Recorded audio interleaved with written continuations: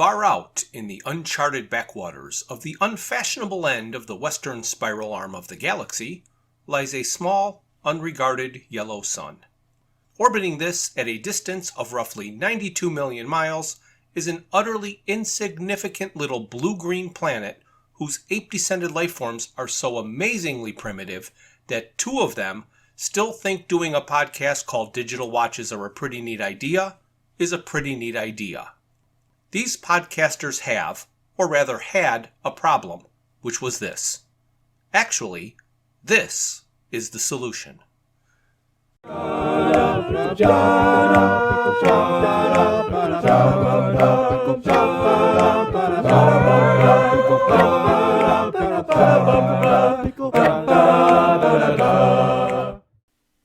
Hey Brian, what's this? Well, Jeff, this is our discussion of Dirk Gently's Holistic Detective Agency by Douglas Adams. His straightforward novel about the Earth's potential destruction and the end of mankind. Well, we don't find that out till the end. No. You're jumping all the way to the end. Oh, man. Yes. I'm so excited. I don't know if you are, but, well, for us, April is the beginning of convention time. Yes. Yes. And I'm 2 weeks out from my first convention of the year. Have you been to one of these this year so far? I have not. Oh, and then we get together at the end of the month. Yeah, the ones out here are August for me. Oh, okay. Yeah, that's right. So it's going to be an exciting month, and I think it's going to take us a month to get through this book. So I think it will. Oh my goodness. Unlike so many others of the stories that we've read and information that we've gone through, this particular one, I have a ton of notes. And I think you'd be better sit back, relax, and start talking. Yes. I've read this book a number of times. And the first time I read it, I got lost in the middle somewhere. And by the end, I had no idea what happened. Mm-hmm. And I was so lost that I thought, if I go to the library and read Rime of an Ancient Mariner, it'll all fall into place. Well, it didn't. No, it didn't. And then the next time I read it, I got further before being lost, and I got further the next time. There are so many similar parallel things happening at the same time that if you get distracted and your mind drifts at the wrong point, they cross, and then it really gets muddled up, and it certainly did for me. Yeah, absolutely. I mean, I have not read this story that many times. In fact, I think we've talked about this before. Generally speaking, if I read a book, I've never reread one. Not until we started doing this podcast, and now I've reread many books. Yes. This one in particular really requires a reread. Yes. Or if you're listening to this podcast, I think we are both about to give you some good advice. What do you think? Should we give them I good think advice? so. Yeah, the first time I read this, I read it like a hitchhiker's novel, where you don't have to really pay that close attention to enjoy and understand it. Yes. And then having mentioned hitchhikers, I do want to mention that there are a lot of similar things between the two books. Oh, yes. And don't worry, I've made note of every one of them. All right. A few of them might be coincidences, but the sheer magnitude of them is staggering. So in my summary, I will try and slide in every hitchhiker's reference that I found. I'm not going to point them out. You can point them out, or the listener can play the game of see if I can spot the hitchhiker reference. But they're pretty blatant. Oh, yeah. There's quite a few. And the other thing that you and I will agree on is, again, Douglas Adams is so intelligent. And remember, we were talking about Last Chance to See and then A Salmon of Doubt, and we were talking about his friends. And the anthropologist that he worked with became a fan of Douglas Adams from reading this particular book. And I was curious about that and wondered at great detail why this book would be so appealing to him, where you and I might consider it one of his offhand second piece books. Right. but the intricacy of this plot line is such that Yeah. it's very complicated. And one of the key pieces, again, goes back to 19th century literature. Right. Which doesn't sound that far ago. Early 19th century. Early 19th century literature. And in fact, the Kubla Khan poem and its origin is important in this story. Right. This book is dedicated to his mother, and he adds, who liked the bit about the horse. When I read it the first time, I had no involvement with horses whatsoever, but I found it fascinating that there could be a part about a horse that would be interesting. It's like, what about a horse could be in there that his mother would point out and say, wow, I really like that. Well, there's a whole chapter about what horses think. Yeah, so I couldn't believe that there would be a bit about a horse that was memorable, and there is, and we have that printed out and laminated and attached to our barn wall right now because it is so perfect. Yes, I do recall. Yeah. And that is followed by an author's note, which basically says that St. Ced's College in the book is an amalgam of many different colleges, and it is not meant to represent any specific college. So Okay, well, that don't makes sue sense. me. Yeah, exactly. All right, so we're going to start out with chapter 1. Good place to start. And I think if you get a bunch of book lovers together, a conversation will usually arise about who's got the best opening line of a novel or what's your favorite opening line of a novel. And I think this one tops my list. Oh, yeah. So the opening line of this is, this time there would be no witnesses. I don't know. It just, it makes you want to know what's happening. Well, it's a detective novel. You got to figure something like that. Intrigue. So it says that there's a dark, tilted tower on a desolate volcanic planet, and there appeared to be a being carrying a lantern that exited the tower and walked once around it. It re-entered the tower, and then, after some time, there was an apparent explosion. Chapter 2. Yes, quite mysterious and quite confusing already. But you know what I did think was interesting? Right off the bat, you've got your first reference to the Hitchhiker's Guide. And that's the description of the rain and the different rain that is falling upon the character in the story. Oh, that's right. Yes. So Right. he's reminiscent of the rain god right off the start. Yes. And we learn of the electric monk who is seated atop a bored horse. And the electric monk is a device that believed things for you. This way you were not burdened by having to believe all the things the world expected you to believe. So this book was written in 1987, and I cannot believe that this technology has not been invented and integrated into our society at this point. Well, maybe it has. Yeah. We just don't recognize it. Yeah. And this is another thing that makes me wonder what Douglas would have to say about the world today. Mm-hmm. So I thought we should design an app. Yes, and we did. And we did.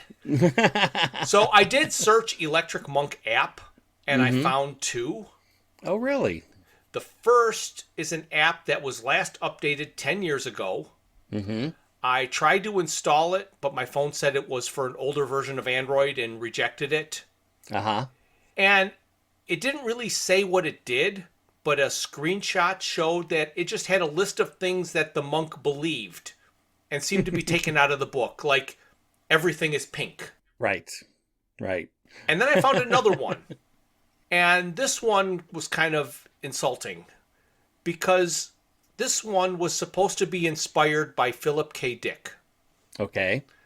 And it was called The Electric Monk. Mm-hmm. And it was powered by ChatGPT. And I guess ChatGPT is the way it should be, but ours won't be nearly that complicated. So this Electric Monk was faulty, and believed odd and strange things. Like I mentioned, currently that everything is pink. And the horse was perfectly normal, and horses have always understood a great deal more than they let on. And now is my favorite quote, and it was the truest thing ever said. Here we go. It is difficult to be sat on all day, every day, by some other creature without forming an opinion about them. On the other hand, it is perfectly possible to sit all day, every day, on top of another creature and not have the slightest thought about them whatsoever. Perfect. That was beautiful. Oh my gosh. And if I could harken back for just a second, one of the other things that we've always appreciated most about Douglas Adams' writing is the way he uses the atmosphere and way he describes it. And just prior to his talking about the horse, he talks about the atmosphere of the planet. Okay. And he says there was a horrible pinkness, a sudden greenness, and a lingering orangeness. And it's just the vivid images with literally 6 words. It's just really impressive. Yes. So this faulty monk was brought in for repair, and it was found that it would cost more to fix it than it would be to buy the newer, better, upgraded model. So the monk was set free with his horse and turned out into the desert. So again, that's another little jab at technology, and it's still true to this day that everything's disposable. Right. And he does have a reference in this chapter to the restaurant at the end of the universe, in which he states that this monk was able to believe 16 entirely different things impossible to believe at the same time. Yeah. So we get to chapter 3, and we are introduced to Susan Way. She is being stood up for a date, and it's not the first time this has happened. So she called another man who has been asking her out and who she's been putting off. And they were going to meet at a restaurant. And by the way, it's Thursday. You love that? Of course it's Thursday. And then chapter 4, we get the description of St. Sed's in Cambridge. And there is a special dinner happening. And 2 men are walking to the dinner, a younger man and an older man. The younger man, Richard, kind of tall and lanky. The older man was the Regius Professor of Chronology, or Reg. And he moved like a number of elderly squirrels trying to escape from a sack. I love the squirrels. They're squirrels, back. Back. They're back. And he also had the vice of childish conjuring tricks. Mm-hmm. The college dinner was candlelit, and I liked Reg's observation of how the quality of the food varies inversely with the brightness of the lighting. And that sounded good until we are told that the meal was awful. Right. So I guess that correlation really isn't true, or how bad would the food be there? Or it was too light in that place. Yeah. Too many candles. Mm-hmm. We learned that Richard is a computer programmer and described computer programming to teaching a dim-witted pupil. He also plays keyboard in a rock group. He also works for Way Forward Technologies, a company owned by Gordon Way. He created business software that could turn corporate financial statements into music. His new passion is to turn things found in nature, like the movement of a bird in flight, and convert that motion to music. But it's not working out well. I find this a whole fascinating aspect of a project that I believe Douglas Adams would have tackled himself. Mm-hmm. There's no doubt about that. So at this dinner, there's a gentleman who was forced to bring his little daughter with him because there was no babysitter. And her family have recently returned from a trip to Greece. And she insisted on bringing a pot she found in the harbor to the dinner to find out if it was valuable. And everybody kind of took a look at it, and then finally one person who was kind of a archaeologist revealed that it was common and not valuable at all. So Reg did one of his childish conjuring tricks with a salt cellar and a hat, which he fetched from another room, and he put the salt cellar in the hat and passed it to the girl.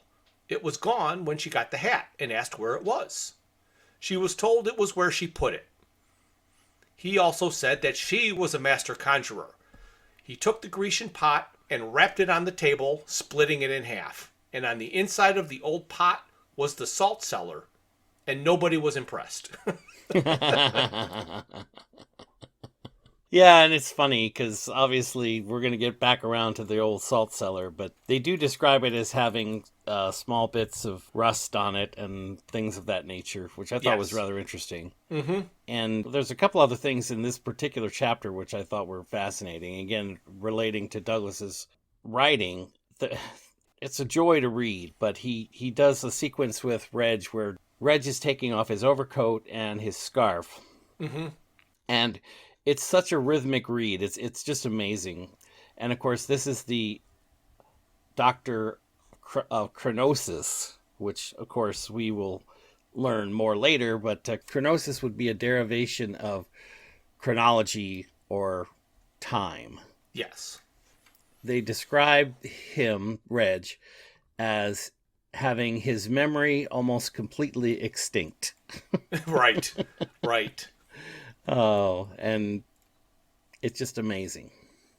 So another thing that he does right at the very end of this chapter, which reminded me of something we talked about when I think it was the first radio series, maybe it was the second radio series. I don't remember which one, but there's the character Rooster. Mm-hmm.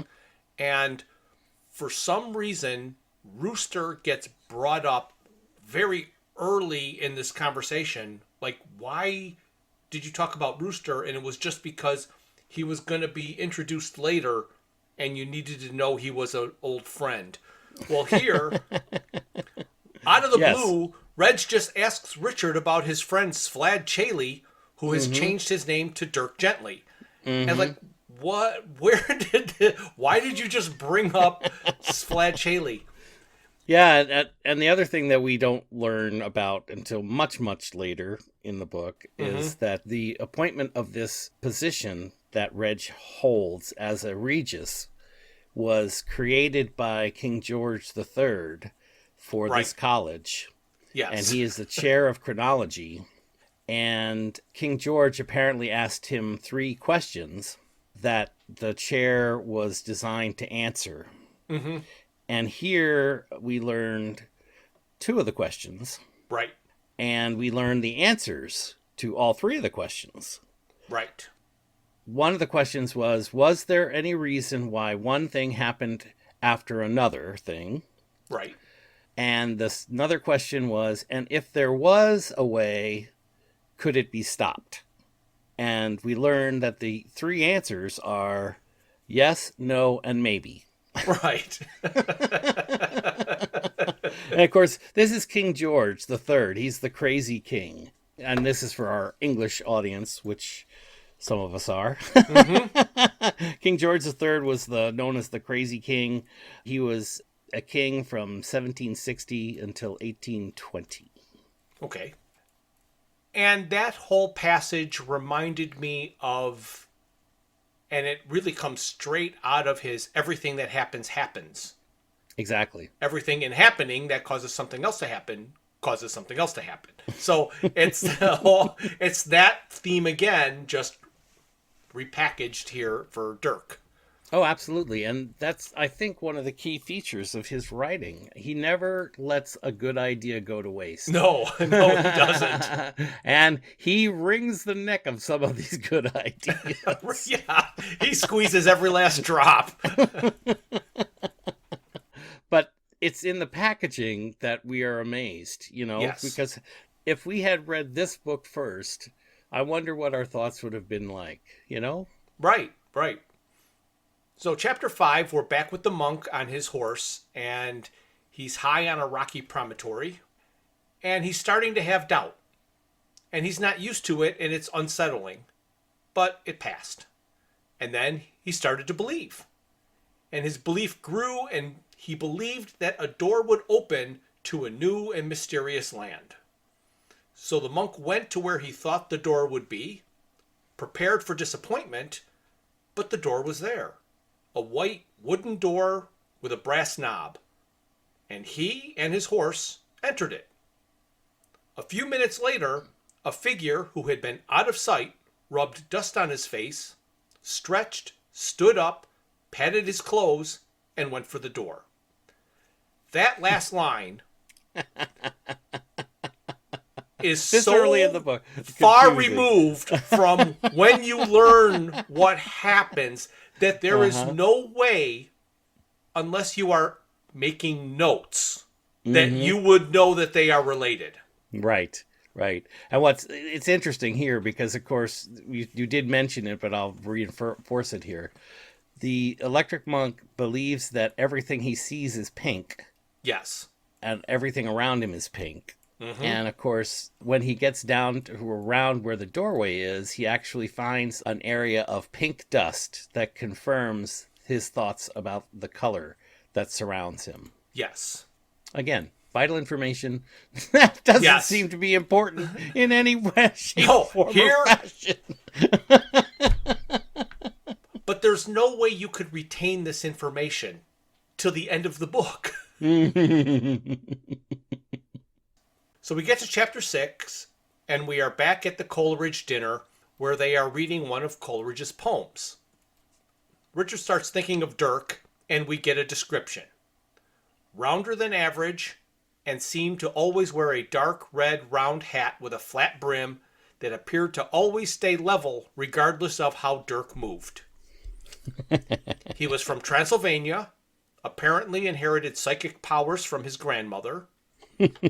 He wore a large flappy leather coat and liked to hang upside down on one of those devices to cure your bad back, because when people saw him, it perpetuated the myth that he was a psychic, mystic, telepathic, fey, clairvoyant, psychoasic, a word Dirk invented, vampire bat.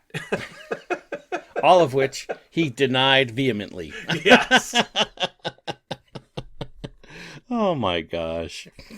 So Dirk made money in college because he would talk in his sleep after getting drunk, and he would talk about exam questions. And he denied it was true. And trying to prove it was not true, he, under hypnosis, predicted the exams. And the results were sealed in an envelope until after the exams, and he got every question perfectly correct to the last comma. So he went to jail. Right, and of course he made money by selling sneak peeks at the material that he had written, even though he promised not to open it until after the exam. Correct. Hence why he went to jail. Yeah. Oh my gosh. At the Coleridge dinner, one of their traditions is to read Kubla Khan in its entirety to the people that are there. So I thought maybe I would read just the first part of the stanza for you. Well, I think we have to. In Xanadu did Kubla Khan a stately pleasure dome decree, where Alph the sacred river ran through caverns measureless to man, down to a sunless sea. So twice 5 miles of fertile ground, with walls and towers were girded round, and there were gardens bright with sinuous rills, where blossomed many an incense-bearing tree. And here were forests, ancient as the hills, enfolding sunny spots of greenery. So in chapter 7, we are introduced to Gordon Way, brother of Susan, and head of Way Forward Technologies 2. Two questions. When they talk about, and this back in the last chapter, I'm sorry, I flipped the page and realized I had another note. When they talk about Malibu, were they talking about California? They must have, I don't know of any other Malibu. Remember he says that the doctor that his mother has to go to is in Malibu? So yeah, it must be California. Yeah. I just wanted to mention, one of the things I thought was funny is that they talk about when Dirk is picked up by the police in a black Mariah. Yes, yeah. I always thought that was funny. Of course, that's the English version of an American cop car. Right. And I just love the phrase Black Mariah. Gordon is in his car and listening to Ravel's Bolero. He mentioned the stereo was so good you could sense the whole ice rink. This is obviously a nod to Torval and Dean's 1984 Olympic gold medal performance, which spawned the new rule that you are no longer allowed to pretend to die on the ice at the end of your performance. So you know there is a groundbreaking performance if they create a rule against what you did. So Gordon went to a filling station, he bought some maps, and then he went back to his car and noticed that the trunk lid was ajar, so he closed it. Gordon called his sister Susan's answering machine because he liked to dictate into them all of the business he has on his mind at the time, because he doesn't like talking to a tape recorder, and an answering machine makes it feel like he's talking to somebody. So Gordon pauses his message, and he puts the phone down because he heard a noise and thought that the trunk lid came loose again. So he stopped to close it. When he walked to the back of the car, the trunk opened, and he was shot dead in the chest with a double-barrel shotgun. It's like, what? Okay. One of the funniest parts about Chapter 7, I thought, is after Gordon Way gets shot, we pan over to another series where a police officer is doing some interviews of the folks in the area. And he stops at a convenience store, and he talks to one of the convenience store people and shows him a picture of Gordon Way and says, has this man been here? And it's a pretty funny interaction where he says, well, I'm not really sure because that guy never closed his mouth. Right. So the police officer continues to interrogate the gentleman at the store. And the gentleman says to him, well, it's a very ordinary night. Nothing crazy or outrageous happened. And in response to that, the cop starts making faces. He sticks his fingers in his ears and sticks his tongue out and flips his fingers back and forth. And then he asks the gentleman, well, how about that? He said, well, that was pretty crazy. He said, well, I just wanted to make sure I had a baseline of what you think is crazy. Yeah, because that could be a normal night. Yeah, this is funny because this is a little foreshadowing of that one. That scene shows up way later in the book again. Yes. Chapter 8. Chapter 8. So we're now back at Reg's set of rooms at the college, and there's a double set of doors to get in. The outer door is a sturdy gray painted oak. The inner door is a simple white panel door with a brass knob. Another white door with a brass knob. The room was decorated like a dark, rich man cave. And there was also a decanter of port and 3 glasses. Out of the blue again, Reg starts a conversation about sofas. So here we get to learn that Richard had a sofa delivered to his apartment, and it is stuck on his stairway. And he has a computer trying to discover the moves needed to get it unstuck. And Friends did a very similar episode where all Ross kept yelling was, pivot, pivot, pivot. Oh my gosh. If you ask anybody about a couch stuck in the stairway, they will bring up the Friends episode. But this is where it originated. Yes, and what's funny about the whole computer discussion, of course, is they break it down into previous discussion that they have about the abacus and how it's such a simple device, and you have to break down every single solitary function to its smallest level so that you can work backwards in reasoning to come up with an answer. Of course, Richard has all of his computers in his house are trying to puzzle out how this sofa got stuck, and of course we don't find out the answer until chapter 35. Right. So Richard mentions his girlfriend, Susan Way, who is a cellist. What do you know? Another cellist. A good idea. Yeah. Nothing left behind. So he's really got a thing for cellists, I think, Douglas Adams. He has a definite thing for cello music. I know that. Yes. So Richard is telling Reg about a computer program he created. It is not one to help you reach the correct decision. It is one that you put the decision you want into it, and it gives you all the logical sounding reasons to do it. The program was never released because it was bought by the Pentagon. Right. And don't you love this one? Yeah. Only us old people would get a kick out of it, but of course it goes to his favorite person to pick on, Ronald Reagan. Yeah. Because he says that it's evident that Ronald Reagan and the Star Wars program now has his software, and that's how they're using his backward reasoning to make sense of what they're actually doing. Yes. But backward reasoning, where do we hear that one? We heard it in Hitchhikers with temporal reverse engineering. So Richard is looking around the room and he finds a book of the Greek Isles and a note inside it that reads, "Regard the simple salt cellar, regard the simple hat." And these were the words Reg used at the dinner when he was entertaining the little girl with a magic trick. Mm-hmm. Reg came out of the kitchen with tea, heard a noise upstairs, and dropped it. Richard poured him a glass of port. He heard the noise upstairs again and dropped the port and broke a glass.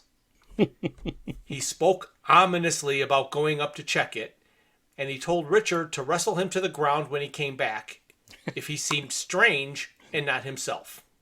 Reg went up slowly to check on the noise, and when he came down, he said everything was all right and it was just a horse in the bathroom. And Richard tackled him. That was brilliant. Oh, just a horse in the bathroom. Yeah. So Richard did not believe that there was a horse in the bathroom, so he went up to see for himself, and the horse was there. The window was open slightly, but there was no way the horse got in that way. It seems to have been pushed up the stairs. Richard decided he needed some port too, after all, and poured himself some. Reg commented on it being fortunate he put 3 glasses since Richard said he was bringing a friend. And that is when Richard learned that he forgot about Susan, and he is the one that stood her up for the night, and he asked to use the phone. Oh my gosh, the phone plays such a critical role in all this, doesn't it? Yes, it does. Chapter 9. This chapter is all about Gordon Way coming to terms with being dead. He can touch and bump things sometimes, but he really can't manipulate anything. Eventually, he realized that he could produce a soft, hoarse noise and that the phone is still connected to Susan's answering machine. So he leaves a brief message. Then he accidentally disconnects the call and cannot operate the phone to reconnect with anybody. I did think this was funny because it surprises me after all the reading that we've done.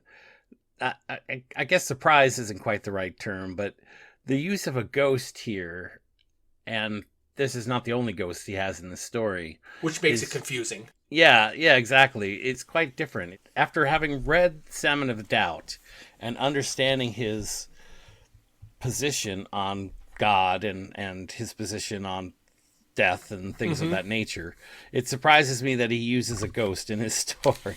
Right. So Gordon goes to take one last look at his body at the back of the car, and the body is gone. Chapter 10. Richard leaves Reg's rooms and tries to figure out where on the campus the horse could have come from.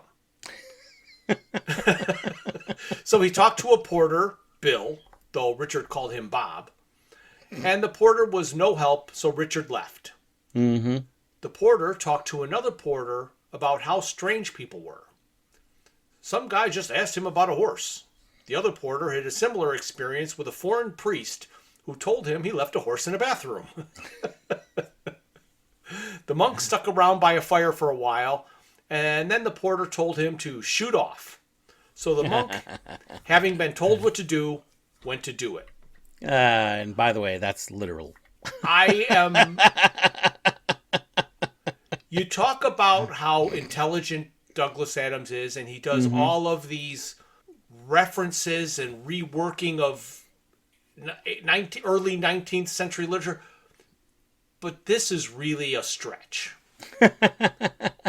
What happens with the monk climbing into a trunk that happened to have a shotgun to just shoot some guy because the porter said shoot off. Mm-hmm. You're like, oh yeah, that makes perfect sense.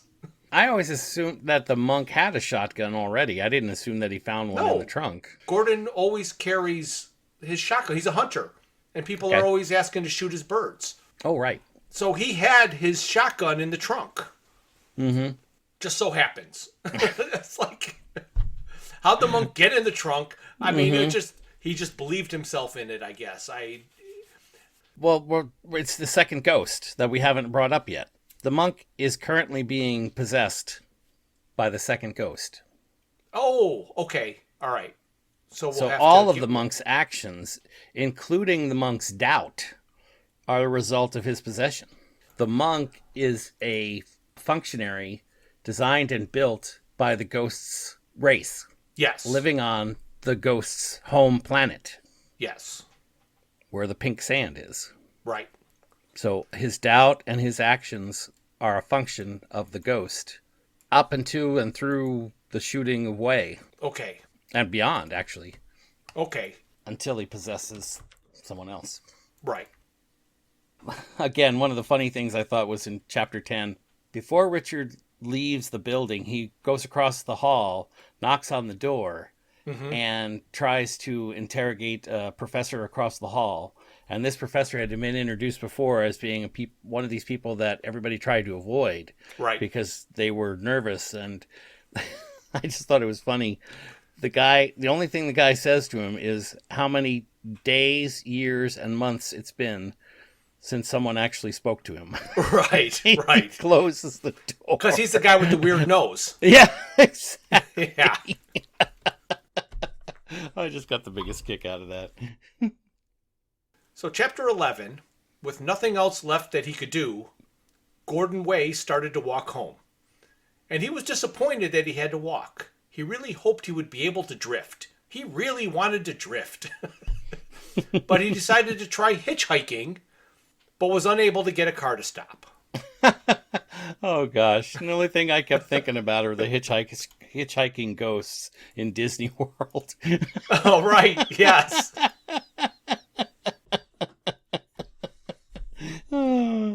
So in chapter 12, Richard is driving home frantically, trying to call Susan on his car phone at the same time. And he got turned around and lost. And during this bit, he apparently saw the monk lugging Gordon's body into a field. And he decided to believe it was a farmer carrying a sack. Mm-hmm. And during his frantic and apologetic message telling Susan that they would go away for the weekend, all of a sudden he saw the ghost of Gordon Way jump in front of his car. And he slammed on the brakes and swerved and spun the car around, headlights pointed straight at Gordon, who slowly faded away. A police car pulled up and asked him why he was stopped in the road facing the wrong direction. And he asked him if he'd been drinking. Richard goes home, climbs over the sofa in the stairwell, and into his apartment. There he has many computers, one working on the sofa problem, and 6 are working to convert a naturally occurring phenomena into music. And he has not made it work yet. He realized how much work he had to do this weekend and how impossible it was to get away like he promised Susan, but the message was on her machine and there was nothing he could do about it. And then he had an odd thought. So here, obviously, is where the ghost jumped from the monk to Richard. Right. Okay. Now, chapter 13 is seems like a non sequitur. Mm-hmm. There is a person scanning the city with binoculars from his apartment window, and he settles his gaze on a strange man climbing up a nearby apartment building on the drain pipe and going in one of the 3rd floor windows. The gazer then picks up a phone and dials. And that's pretty much chapter 13. Oh, yeah. So, 14 is inside Susan's apartment. After climbing through the window, Richard goes over to the answering machine and is deciding what to do. The phone rings and he reflexively answers it. It is Dirk Gently chastising him for being such a poor burglar. And after a short conversation, Dirk told him to meet him at a pizza place and they hung up. Richard had originally replaced the tape with a blank one, but changed his mind at the last minute and swapped it back as he heard the key in the door. Michael Wenton Weeks walked in ahead of Susan. He was her date for the night. Susan walked over to Richard and slapped him.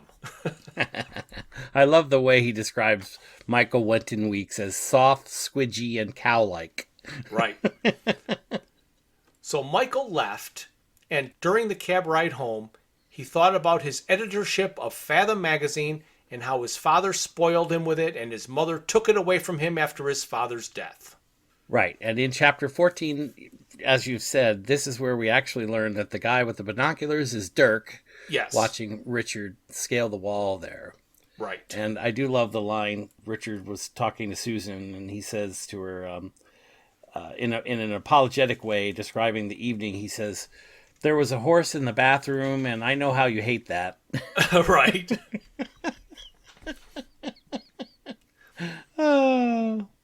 So in chapter 15, the ghost of Gordon Way made it back to the 7-bedroom old rectory that he purchased and called a cottage.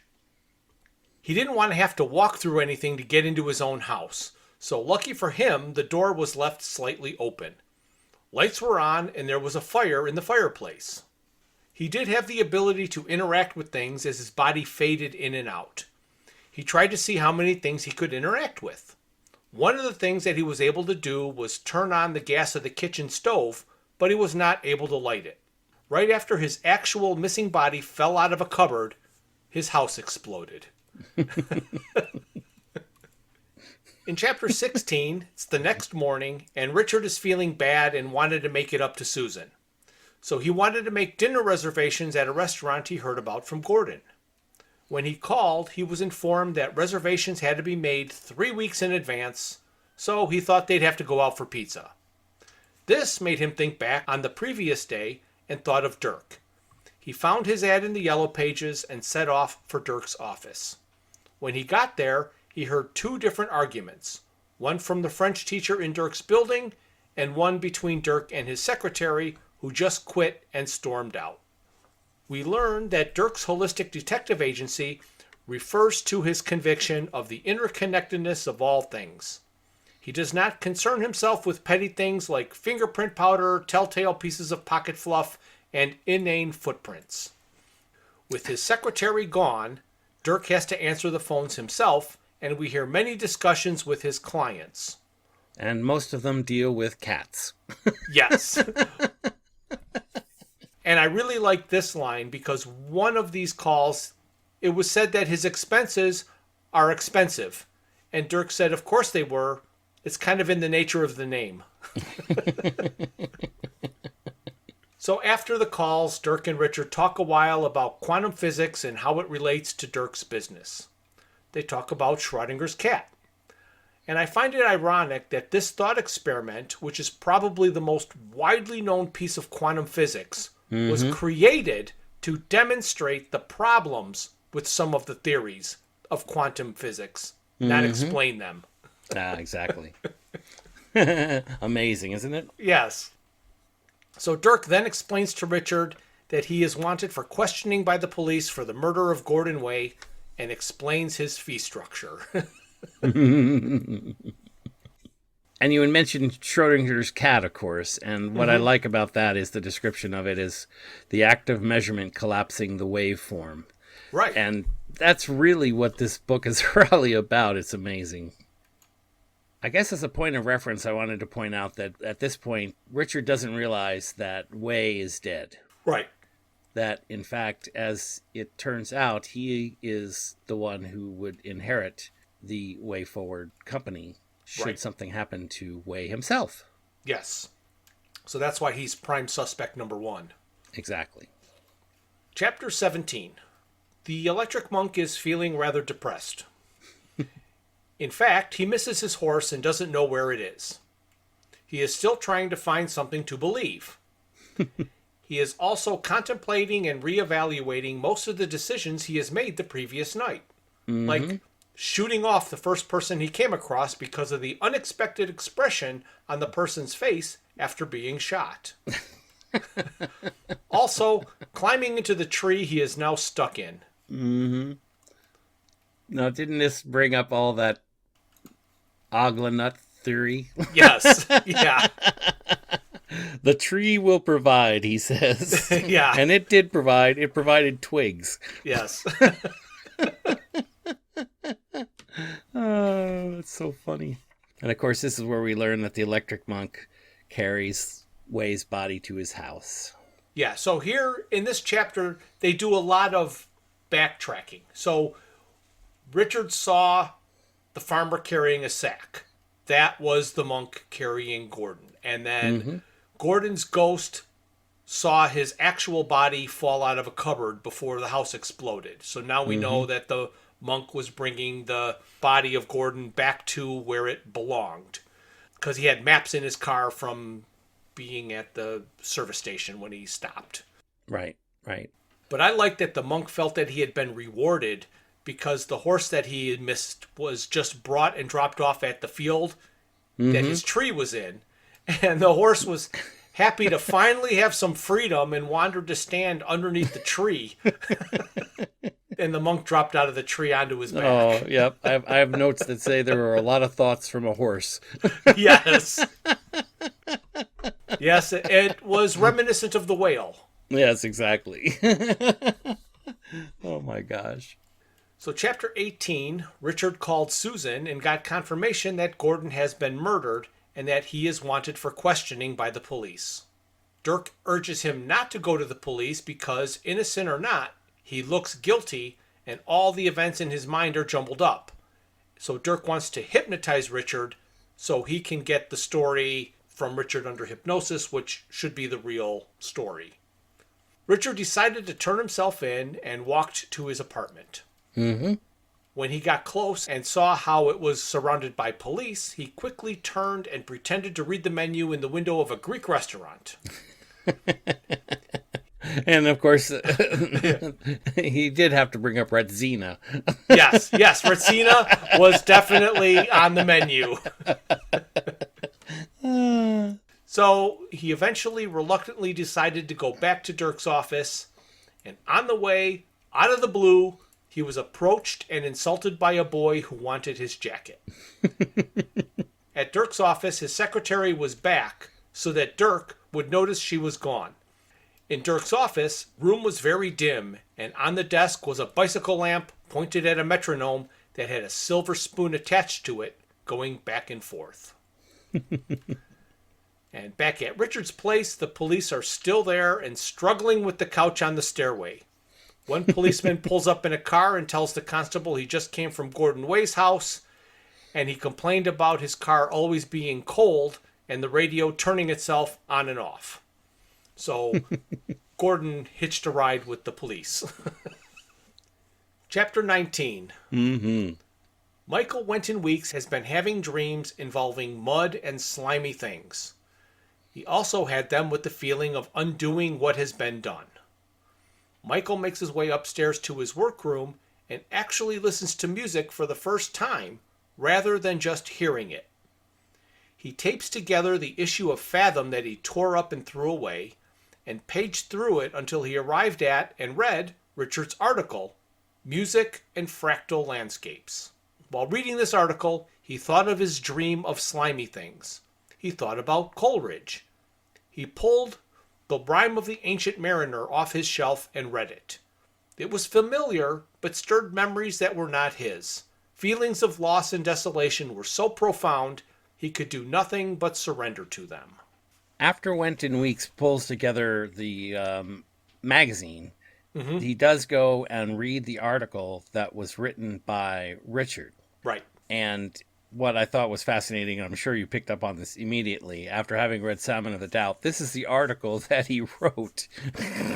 Right. So Richard is, in this portrayal, Douglas Adams. Yes, he is. So this particular belief and the his understanding of, in the article that Douglas actually wrote, it was Bach. Right. But as we find out later, it's not Bach here in this particular story. But I found it interesting that he referenced his own article in this book as being Yes. an incredible piece of literature. Right. Yeah. He's his biggest fan. Mm-hmm. So even in Douglas Adams' article, he comes back and references the complex nature of music and its relationship to numbers. And here in the book, he says all these things can be described by a complex flow of numbers. That's not a reduction of it. He says that's the beauty of it. Ask Newton, ask Einstein, ask the poet Keats, who said that what the imagination seizes as beauty must be truth. Right. And I thought that was fabulous. Mm-hmm. So chapter 20, we are back in Dirk's office, and Richard awakens from Dirk's hypnosis. To help Richard revive, Dirk suggested a quick stroll along the canal. So Dirk explained that of everything he learned about Richard's events of the previous night, only 2 were impossible. Then he changed to inexplicable because he cannot call something that happened impossible. And Dirk refers to Reg's conjuring trick with the salt cellar and the 200-year-old vase. He wants to ask Reg a few questions, but he does not like asking questions of which he does not already know the answers. The second impossible thing is Richard's sofa being stuck. Dirk believes these 2 events are connected because of Richard's being a suspect in a highly suspicious murder and his recent erratic behavior. So Richard was telling Dirk that his climbing the wall to get into Susan's apartment to retrieve the answering message was perfectly reasonable. Dirk wanted to tell him what the old maiden aunt from Winnipeg used to say, and Richard took off all his clothes and jumped into the canal because it just occurred to him that he did not have his morning swim. Mm-hmm. And as they're preparing to leave, he says, "Let us prepare to grapple with the ineffable and see if we may not F it after all." Right. The ineffable will of Bob. Here's Bob. After his swim, Richard was handed a towel, and he asked Dirk if he always carried a towel around with him. Richard also claimed that his actions were perfectly reasonable. Dirk and Richard sat on a bench, and Dirk played a recording of the hypnosis session where he gave Richard a post-hypnotic suggestion to jump into the canal at the mention of his old maiden aunt. Dirk wants to find out what possessed Richard to climb the wall and steal the tape of the previous night. So I think that a hypnosis session is a wonderful way for Dirk to find out more about Richard's evening than Richard consciously knows. Correct. There are too many stories I have heard that have one character tell another character everything that happened. And when I read this, I keep screaming, we already know this. It's like the same scene just keeps getting repeated and repeated. Here, he just puts him under hypnosis, and then we come back and he already knows even more than Richard knows. Exactly. I mean, even more than Richard knows he knows. Right. Chapter 21. Dirk gets into Richard's apartment by bamboozling the police. He was confronted by Sergeant Gilks and told him Richard was his client. Dirk pocketed the cassette tape from Susan's machine when Gilks turned around. Sergeant Gilks caught him doing it and made Dirk play the tape. After Gordon was shot on the tape, Gilks had Dirk stop the tape, and he was able to calculate the exact time of death. Gilks left the room, and Dirk continued to listen to the tape. He was listening for something. He did not know what he was listening for, and the realization he was listening for something and he didn't know what it was too familiar and gave him chills. He admonished the entity, and it withdrew from him. Right. The ghost was trying to possess him at this point. The ghost of Way, that is. Yeah, Gordon's ghost was trying to possess him. Mm-hmm. Mm-hmm. Then the voice of the ghost of Gordon quietly played on the tape. Dirk stopped it, rewound it a little bit, and erased the tape from the point just before the ghost spoke. Right. So all of Richard's message is also gone. So Dirk turned on Richard's answering machine, and then he saw the phone receiver fall off the cradle and the dial start to turn. An attempt to dial happened a few times, and then the entity seemed to get frustrated. Poor Gordon Way. Yeah. At this point, there's a poltergeist scene with a fit of ghostly rage where objects flew around the room. I felt it was a bit much because Gilks appeared in the doorway and seemed to witness this spectacle and then retreated and then came in again and pretended that it didn't happen. Yeah, and so did we. Oh, my goodness. And they made it seem that Gordon's ghost was trying to call the recently turned on answering machine in Richard's workroom so he could communicate with Dirk. Mm-hmm. But you can't call your own answering machine. Right. So he would just gotten a busy signal. Right, or the only thing that we do know is that throughout the next few chapters, Gordon is trying to call Susan. So maybe he was in fact trying to call Susan. Oh, that could be. He could be trying to call Susan. But it happens right after Dirk turns on the answering machine. You're right. You're right.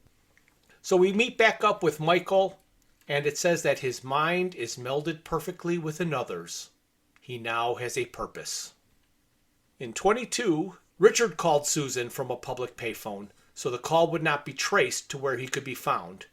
And Susan invited him over, and he went. Chapter 23. So this is an interesting chapter. We really get to learn here about Dirk and his unorthodox methods. Like he mentioned before about the conjuring trick, he needed to ask Reg some questions, but he needed to know the answers first. The only way to solve some of the imponderable questions is to take your mind off that problem and onto another. So Dirk made some illegible squiggles on a piece of paper and called it the answer. Now, his new problem was to figure out what language it was written in. I'm like, well, I get the joke, but that's not really how it works. So he asked his secretary what she thought, and she told him it was childish. He said it had to be because only a childlike mind clear of filters could solve the problem. So she told him to ask a child. Right. And I do specifically like this particular part of the book. If I could repeat it, it'd be great. Only a child sees things with perfect clarity because it hasn't developed all those filters which prevent us from seeing things we don't expect to see. So where does this sound like to you? It's someone else's problem. That's right. It's an SEP. It's an SEP, buddy. Never let it be said that he doesn't use it. Right. Chapter 24. Richard is at Susan's, and they are trying to get grips on what has happened and the death of her brother, Gordon. The phone rang, Richard answered it, and there seemed to be nobody on the line. Susan said that happened a few times that day. A few moments later, Dirk arrived at Susan's apartment. And the electric monk is searching for money. He goes back to the filling station where he climbed into Gordon's trunk, and he gets arrested.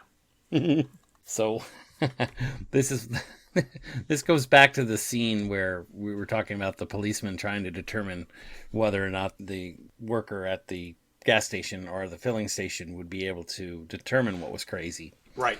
And we're told in the description of the monk arriving at the filling station, so the monk dismounts his horse and he walks towards the small shop building and saw that inside there's a man with his back towards him, wearing a dark uniform and peaked cap.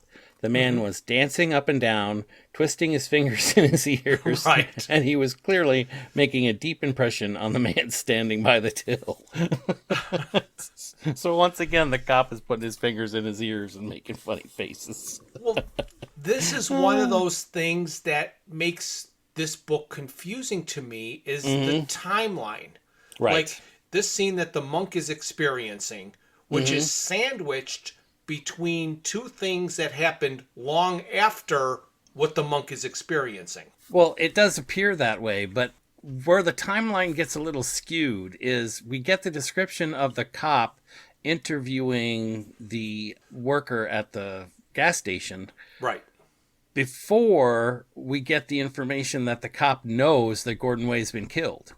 Right. But obviously he has, so the event of the cop is out of time with the description in the book. So the cop's description of interviewing is happening now in chapter 24. Right. Because Gordon Way's been killed and now he's out interviewing people, and then all of a sudden the monk shows up on his horse Yes. at the gas station. And I know that if you're telling a story from multiple perspectives Mm-hmm. and everything's happening at the same time, you can't tell it all at the same time. But you kind of get lost as to when did this happen versus this happen when you've got the same scene being played out many chapters apart. Yeah, exactly. And the other thing that's kind of interesting about this chapter is another piece of the puzzle is being revealed, where we learn that Dirk is curious to find out what the first question that King George asked the Regis to answer. Right. Remember, we were told in the dinner the second and third, as it turns out. Right. But we were not, in fact, told what the first question is. Correct. And Dirk is now curious, what was the first question? Mm-hmm. And that happens here in chapter 24. So, boy, you just have to be on your game to follow all these details. Yeah, you need to take notes. Dirk explained that he figured out the conjuring trick, and he cannot tell Richard what it is because it would not be believed. He had to show him. So he and Richard need to go to Cambridge because he uncovered the biggest secret on the planet. So in chapter 25, Dirk and Richard arrive at St. Sed's in Cambridge, and they're there to see Reg. And they meet up with the security guard that Richard asked about a horse. Dirk immediately called him by his correct name, which is Bill, and on the way to Reg's rooms, Dirk talks of the many accomplishments that have come out of St. Sed's, the most impressive being the cat flap. I love that. Isaac Newton's invention of the cat flap. Right. And he talks about obvious inventions, and I will agree that I am always impressed with a new, completely obvious invention. And I've been guilty, and I am sure we've all been guilty of saying, I could have invented that, but you didn't. Yeah, exactly. And then, of course, here's another obvious thing that happens. We understand now that Chronotis is a time traveler. Yes. So, at Reg's, Dirk was quickly recognized and warmly greeted by Reg. And Richard was surprised that Dirk knew him so well. So Dirk told Richard that they had met only once at dinner, but they hit it off well and had a close rapport.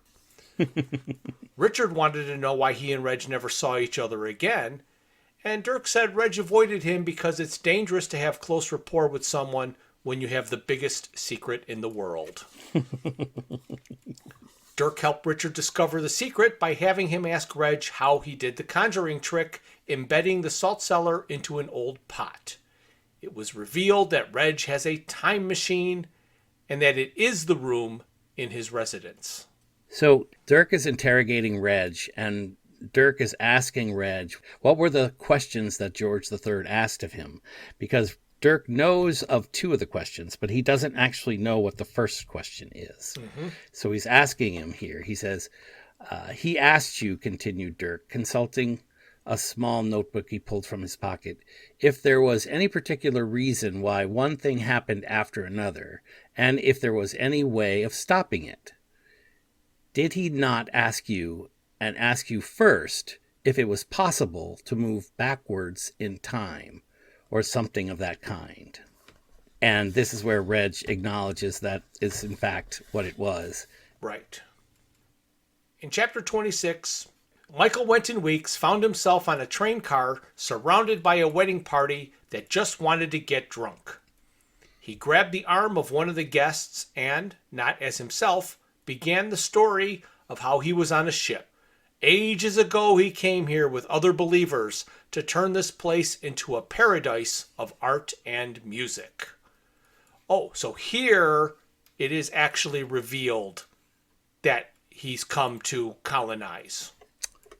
Yes, that's true.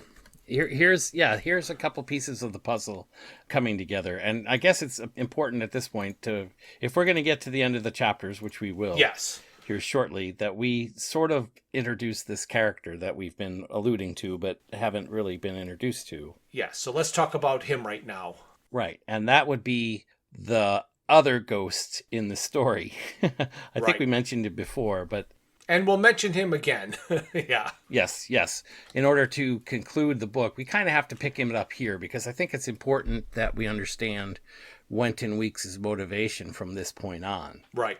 He is, in fact, being possessed by a ghost that's been on the earth for millions and millions of years. Right. And it's the motivation of this ghost that has driven the story forward, and we haven't seen it, except in odd little comments about not feeling like themselves or doing actions that seem odd to them, etc. And Dirk, of course, has understood that there's some other motivation out there that none of the actors have been able to understand. And he's come to realize that there's something going on here.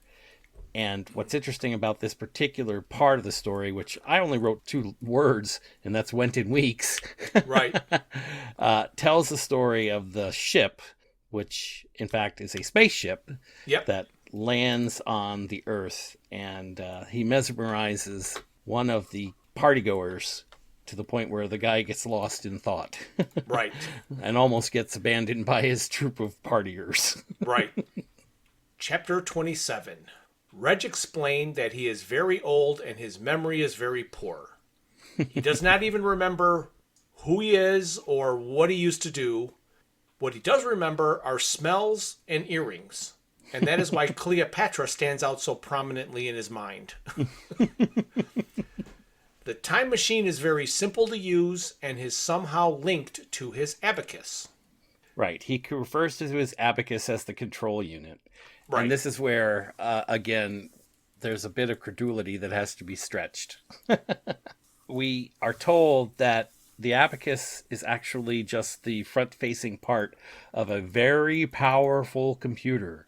So powerful that it includes all the processing speed of every computer everywhere, including itself. So we've either been introduced to Hacktar or Deep Thought.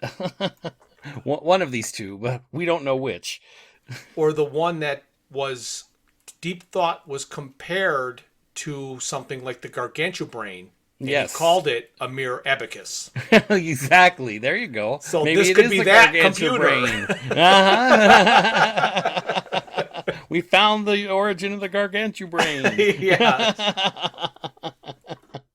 Oh my goodness, isn't that fun? So they did a joke here about how difficult it is to program a VCR back in the day. Mm-hmm. And it was easier for Reg just to go back in time and watch the program when it aired if he missed it, rather than trying to program his VCR to record it. Right, and Richard is appalled that he would use a time machine just to watch TV. Right. But Reg explains that, though tempted, he's got a very strict rule about changing anything in the past. Right, and this is critical, because as we'll learn going forward, that decision, that position he has, is another reason why the rest of the story unfolds. Right.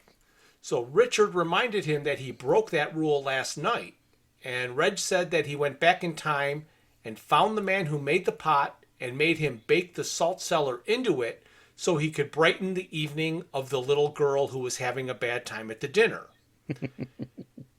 And Richard asked Reg if his actions could be deemed a little disproportionate. Because Richard finally is now realizing that his actions of climbing up the wall to erase an answering machine message was a bit disproportionate. Mm-hmm. So something is controlling all these people and making them do disproportionate things, but giving them perfectly reasonable sounding reasons for doing it. Right. So the train stopped in Cambridge and Michael Wenton Weeks disembarked carrying a large bag. Isn't that ominous? Yes. It was very ominous in the What is in this bag? You're thinking, what is in this bag? And then you finally find out, and it's kind of funny. Yep. So the wedding guest he cornered told his friends an odd story of how Michael said he was once on a ship. A mistake happened. There was an explosion. He caused it by trying to put it right and killed everybody. Then there was slimy things with legs. And the part about the bird was all wrong, but it would be put right. Yeah, that was the albatross, right? Yes. And oh gosh, we'll get to that. Chapter 28. Reg told Dirk and Richard that the dull but odd time he has been having lately is because he felt an outside force trying to get him to use the time machine to do something he wanted to do but swore off. When he fought the urge successfully, things started to fly around the room. So this other ghost has the same temper tantrum that Gordon has. Exactly. He and the important part is in the discussion of the ghost and possession that the ghost is able to possess an individual and get them to do things that they would normally want to do, Right. or something within the range of what they are willing to do. Correct. But beyond that, he has no control once they are possessed. Right. So during this conversation, he mentioned the horse and how it must have wandered in when he went to get face powder on a planet in the Pleiades. So here in chapter 28 is the guy that was putting dust on himself all the way back in chapter 2. Yes, absolutely. I think about these books and I think about these authors, and I'm thinking to myself, man, this would have been one of those perfect, crime boards with the lines going from here to there and back and forth and around the corner. I mean, if you charted this out, you'd have one of Richard's musical compositions, I think. So Richard was astonished that he would go all the way to a distant planet for face powder, and he said it was no distance at all in the space-time continuum. And it was the perfect shade of pink. Yeah. And it was a lot less far than the chemist's. Mm-hmm. So you might think it's a long way to the chemist, but that's just peanuts to space. Oh my gosh. Yeah, we have to talk about that too a little bit anyway. Reg concluded that while he fought the urge to do one thing, it was easy for the ghost to get him to do the other. He said the ghost left him right when he got back. Dirk implied it went then into Richard. So the ghost went from the professor into Richard at the dinner. At the dinner, right. Yes.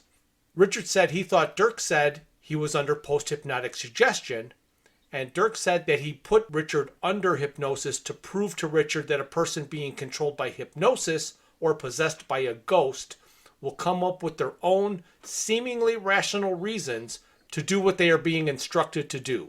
However, they will not be able to be forced to do anything too far outside their nature, and that is why Richard replaced the cassette tape at the last moment. Mm-hmm. Dirk asked Reg to tell him what it was that he wanted to do but swore off, and Reg said he would show him. And Michael Wynton Weeks arrives on the campus, and the ghost that possesses him has gone mad. 29. Mm-hmm.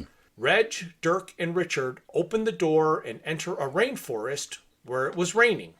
Hence the name. Yes, and guess where we come back to? It's our rain god. More lists of rain types.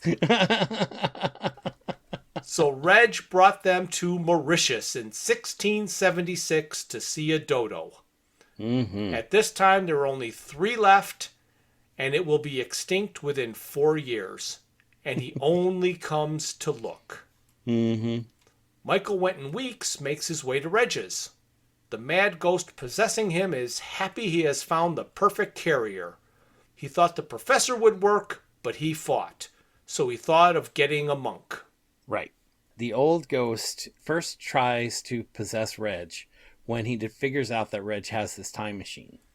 Right. And Reg resists and resists, and it's about his innate desire not to change the past that he keeps working away at him, needling away at him to find a way to get someone who will do what he wants.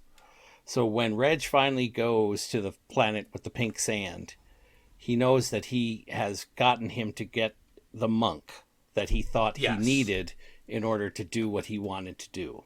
The ghost made Reg use his time machine to do something that would make him need to go to that planet to get face powder so he could make a monk walk in. Right. We're talking about the flow of the possession of the ghost. And Right. the ghost, as we find out through the rest of the story, is from Salaxalon. And the Salaxalonians, which we know sounds familiar, Yes. are the ones who are responsible for creating the electric monks. Right. And at some point, since the ghost determines that he isn't going to be able to get Reg to do what he wants, what he decides is while he's in possession of Reg, he will get Reg to go to Salaxalon to get him a monk that will then do as he wants on Earth. But as it turns out, of course, he ends up getting a defective monk that isn't capable of keeping a thought in his head for more than a few seconds, and that complicates the problem. The monk, of course, does show up on the horse in the bathroom and then goes on his merry way to kill Wei. Right. Yeah. The other interesting thing, of course, is another reference to Hitchhikers, is that he talks about how the time machine functions with the use of unreal numbers. Right. Again, it's always those unreal numbers that come right back around in Douglas Adams' story. But I always think it's kind of funny because, to me, when you're dealing with an irrational number or an unreal number, you're really dealing more with a circle. Yes. It's not going to get you in any direction because you're only going to turn right back around to where you were. Right. But that's just my opinion.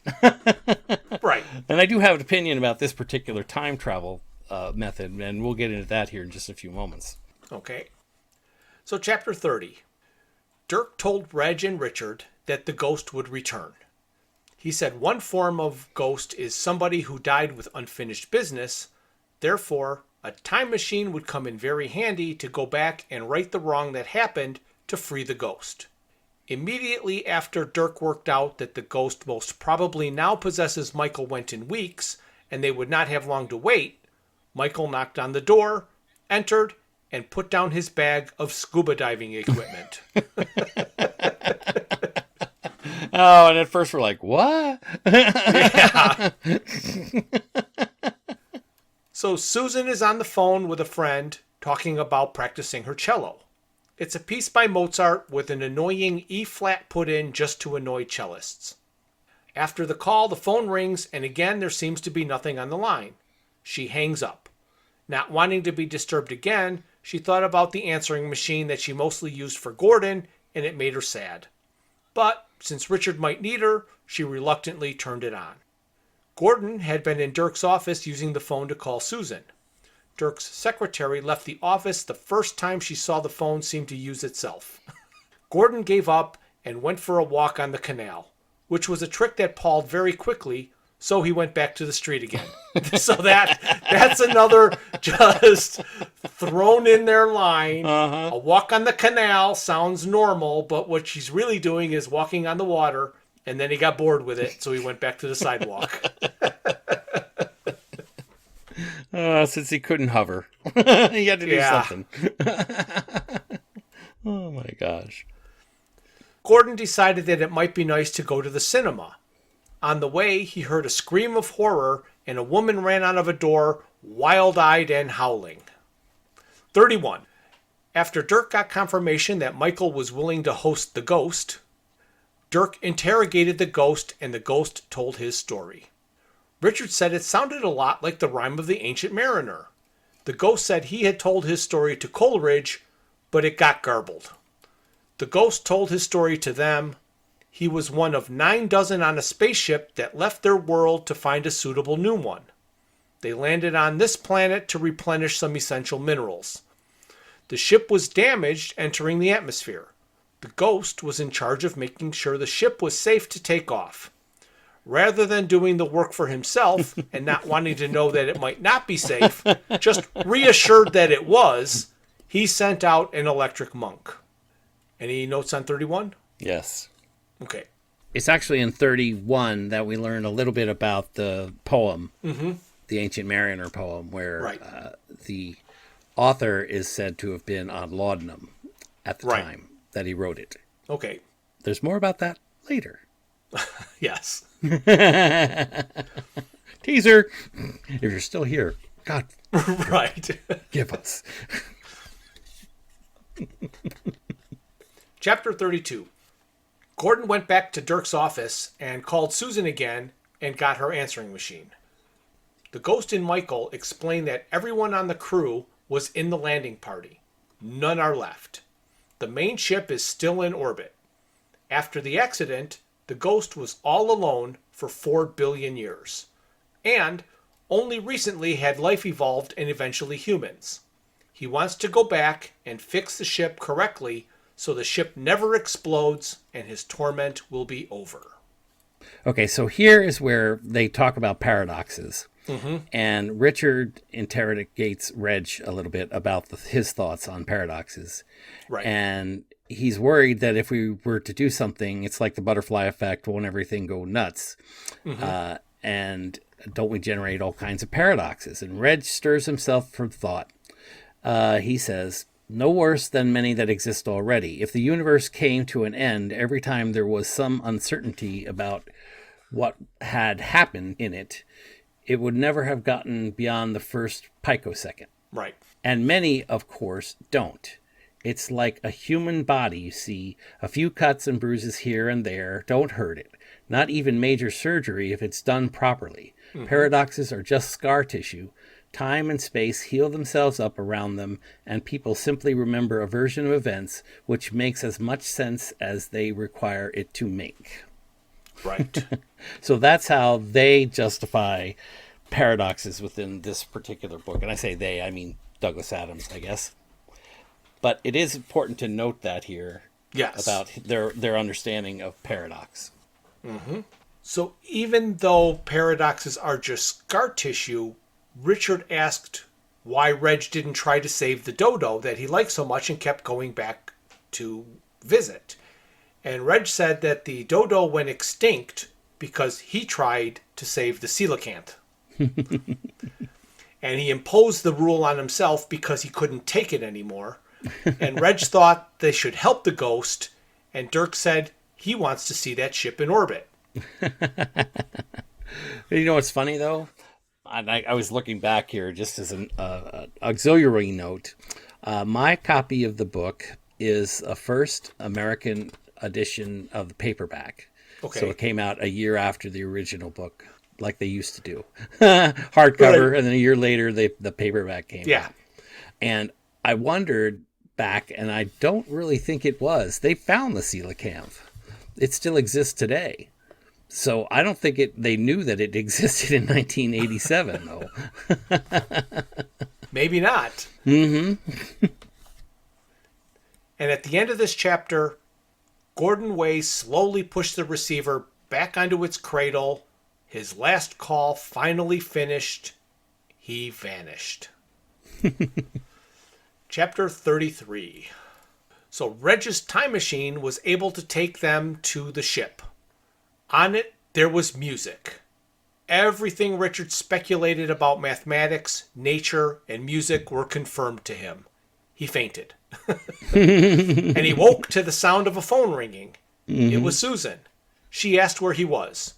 He got out of bed and discovered he was still at Reg's. He went down to the main room to an unbelievable sight. Right. You know what I thought was funny about chapter 33?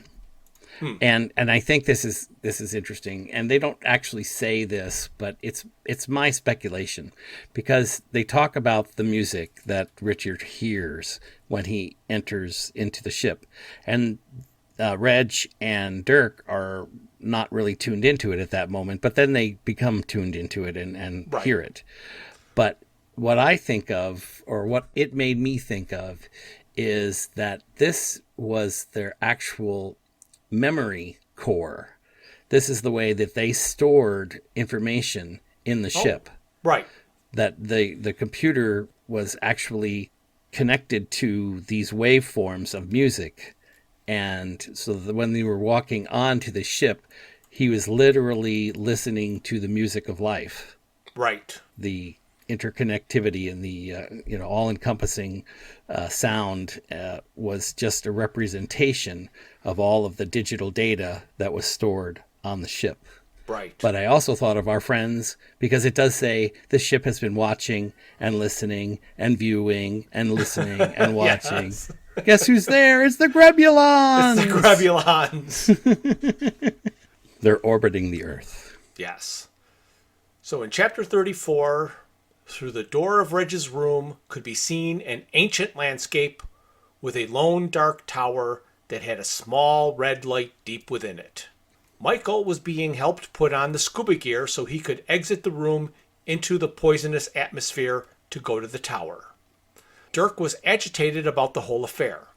As the ghost in Michael was about to leave to exit to right his wrong, Dirk asked if they would have to stay there and wait for the empty to be returned. So Michael turned, waved, and said goodbye.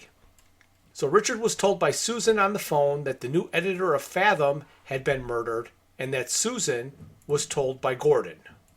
That piece of information made it click to Dirk what the ghost's purpose was and why Michael was the perfect vessel.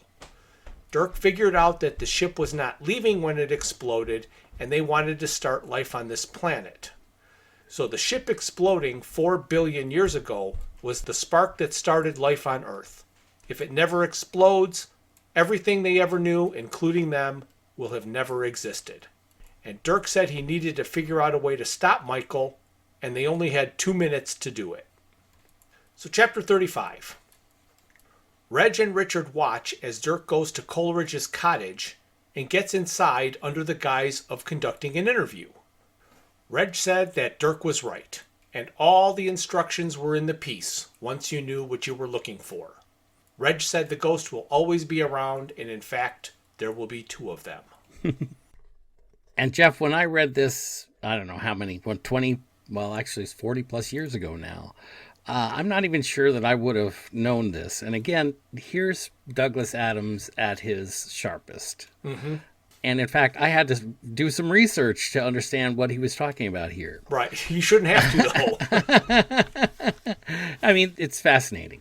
So here is what we, as Americans, probably have no clue about, okay? Okay. And that is the poem Kubla Khan in 1816. Right. Written by Coleridge. And in fact, what is the story, the true story of what happened in real life, not in the book, but in real life, is that he had taken some drugs, fallen asleep, and woken up after a 3-hour nap and had this poem in his mind. Every detail of this poem was within his mind, and he started writing.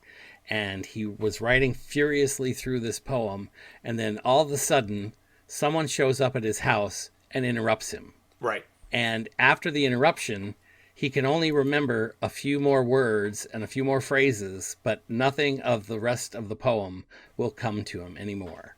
Right. So it's a poem lost in time.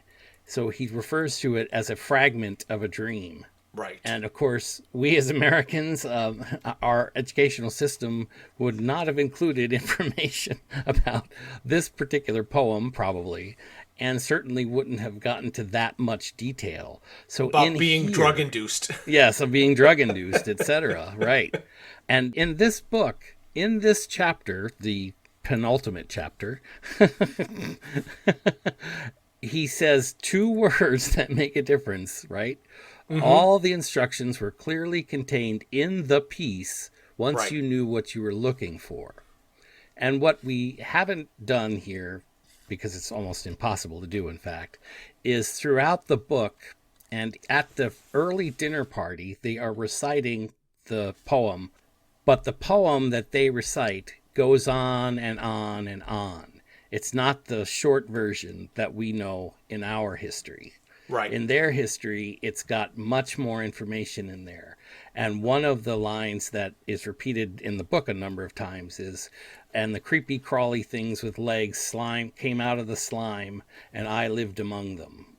Right. So that's the story of the ghost. The rest of the story that is then extracted by the interruption of Dirk Yes. interrupting Coolidge so that he doesn't write the rest of the story that Michael and Reg and Dirk have heard Right. from the mind of Coolidge. So that is where these instructions were buried in that particular piece.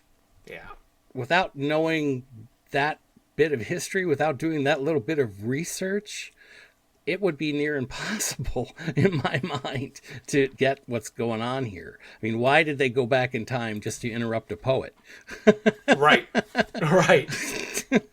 It doesn't seem logical until you understand that's the rest of the poem have the instructions of what they intend to do.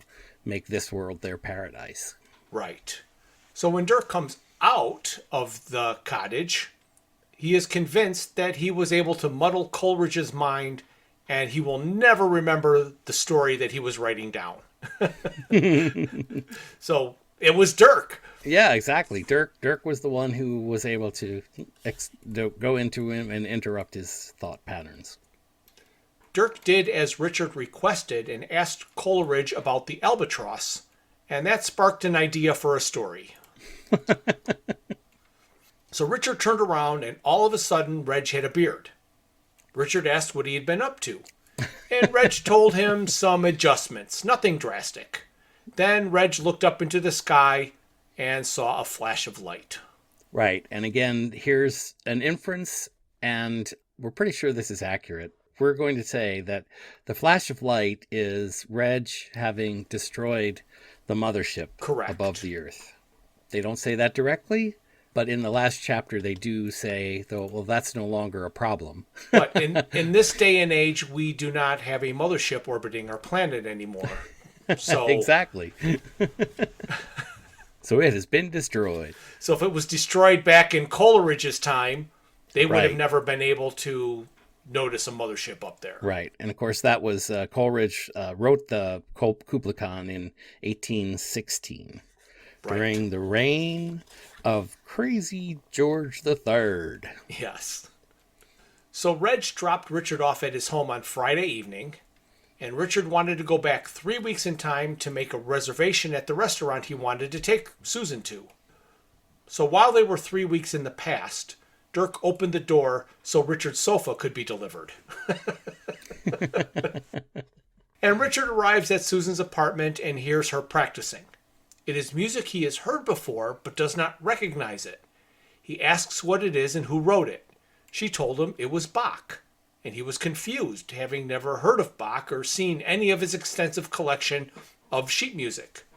She made a quip which made him laugh after he realized the music was the same as in the ship.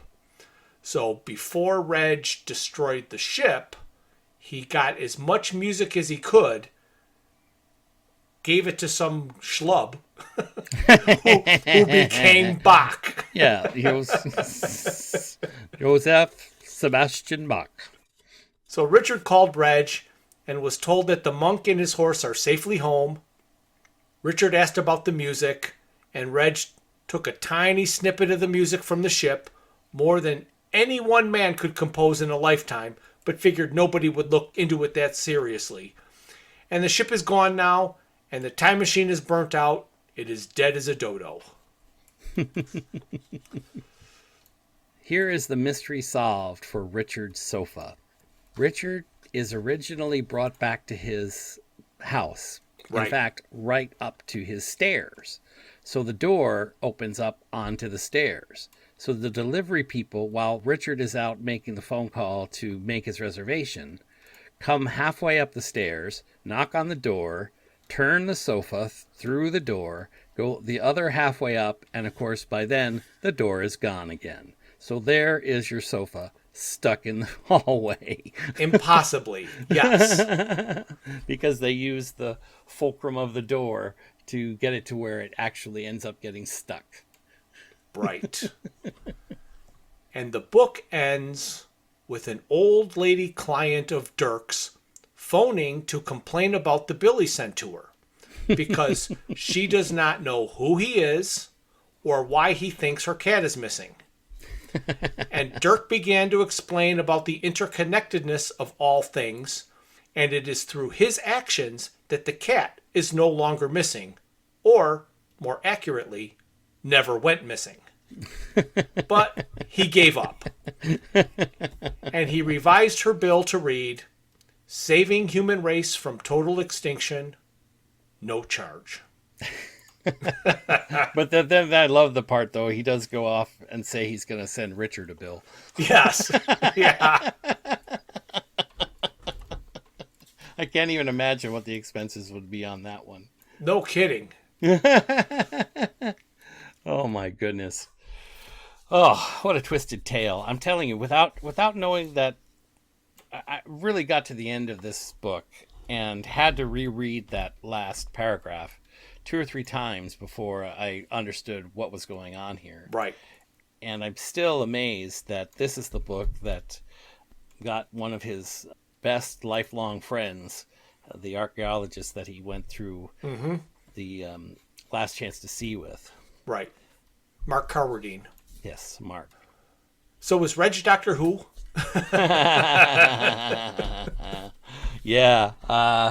No. Well, that's the other funny thing, because I did write a note here because I wanted to point this out to you because I thought this would be interesting. George III, of course, was between 1760 and 1820. Okay.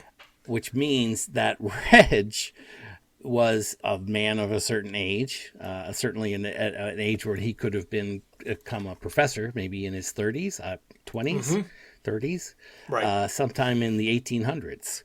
So they don't quite explain how he could be living for as long as he has, even with a time machine, because it doesn't say that he doesn't age or isn't aging. But Reg could have used the time machine to go back in time to get that professorship. Actually, well, yeah, I suppose he could have.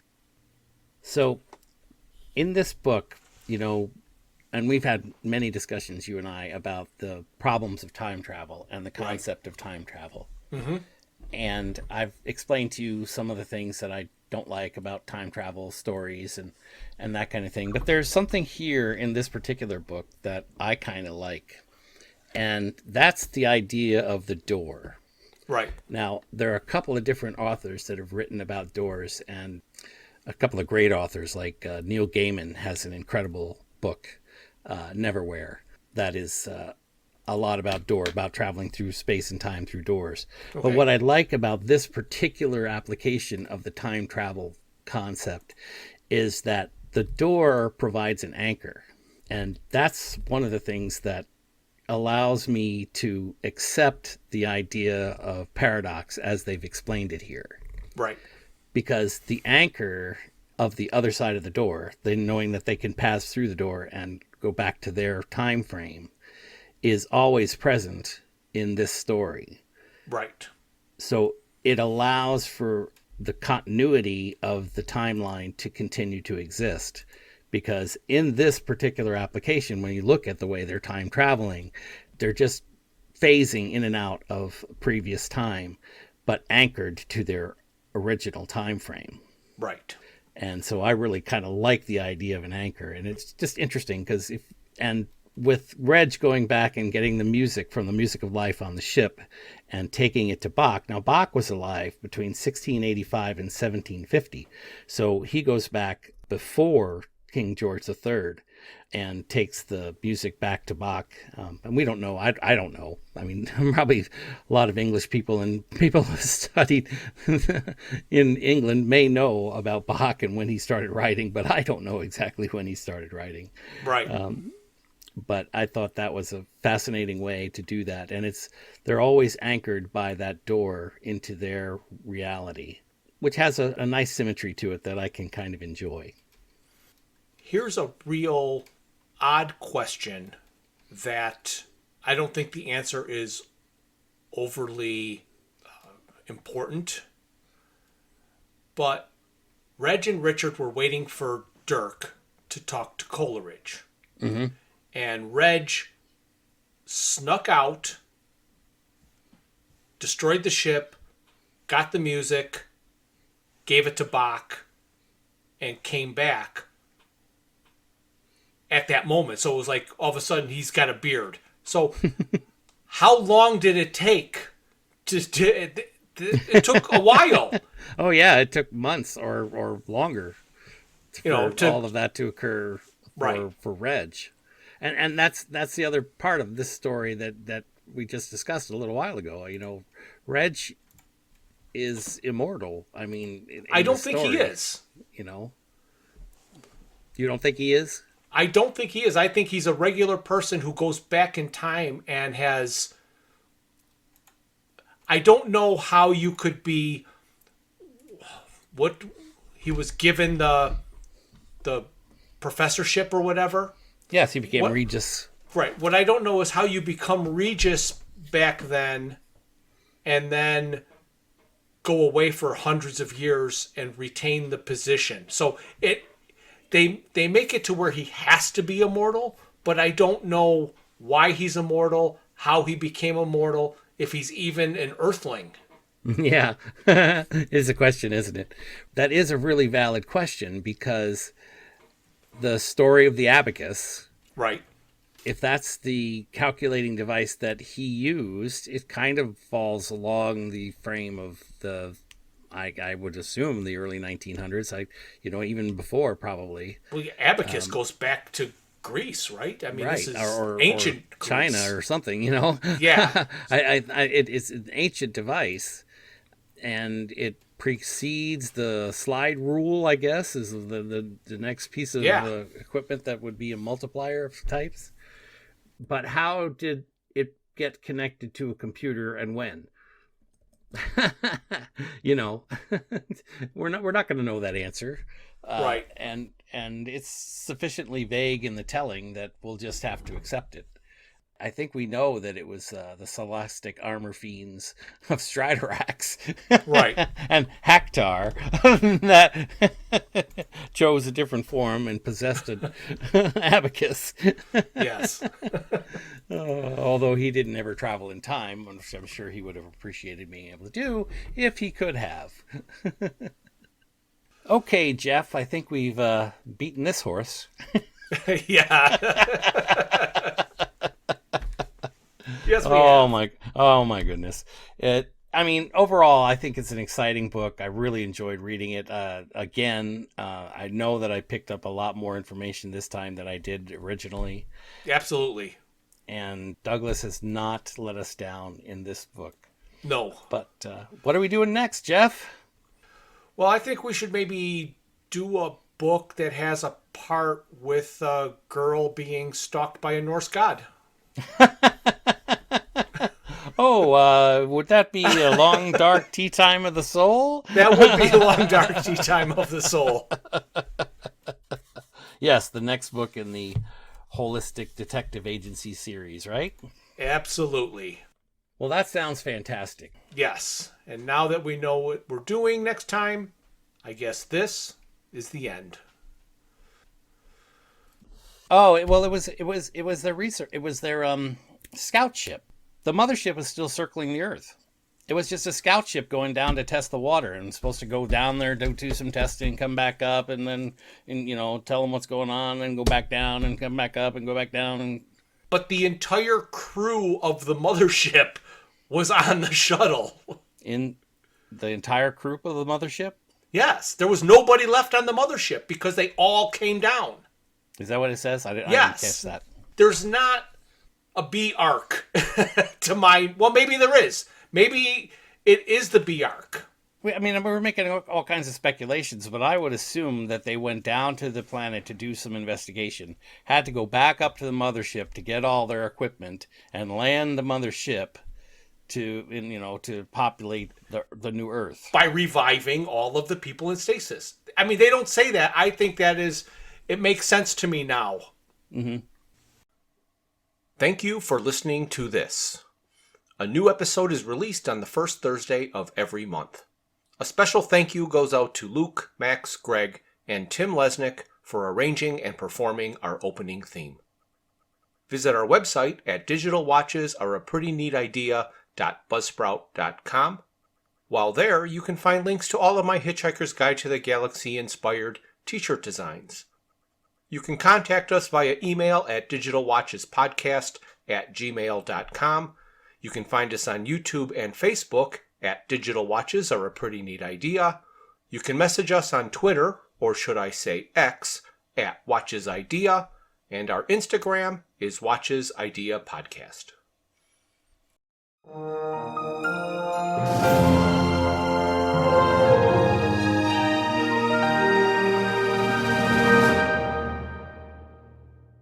This has been a Foods for Thought production.